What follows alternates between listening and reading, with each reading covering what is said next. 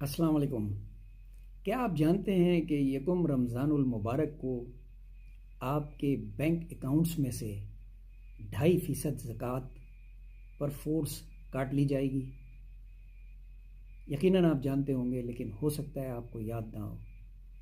इसलिए रमज़ानुल मुबारक की आमद आमद है।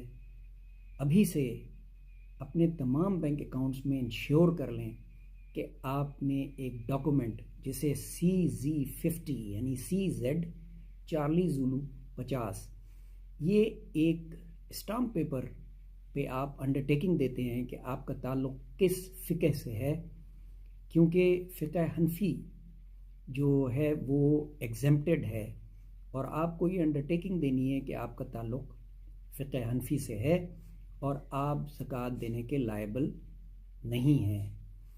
और फ़िक़ह जाफ़रिया भी एग्जेम्प्टेड है, लेकिन उनके लिए ये फ़ॉर्म जमा कराना लाजिम नहीं है। फ़िक़ह हनफी के लिए ये फ़ॉर्म जमा कराना ज़रूरी है, वरना यकुम रमज़ानुल मुबारक को आपके अकाउंट में जितना भी पैसा होगा निसाब के मुताबिक, वो चाहे किसी भी अकाउंट में हो, उसमें से ज़कात 2.5% काट ली जाएगी।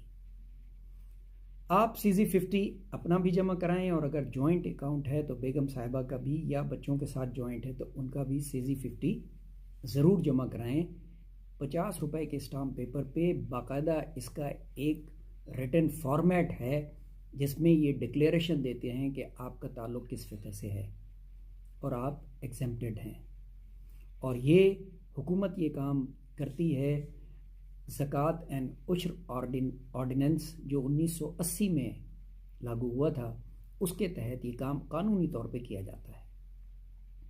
एक इस्लामी रियासत को ज़बरदस्ती ज़कात काट लेने का हक़ तो शायद है, लेकिन आप जनरली ये चाहते हैं कि आप ज़कात अपनी मर्ज़ी से वॉलंटरली अल्लाह ताला के हुक्म के मुताबिक, क्योंकि ज़कात फ़र्ज़ है, आप ख़ुद अदा करें, क्योंकि आप मुस्तहिक़ीन को पहचानते हैं, जानते हैं।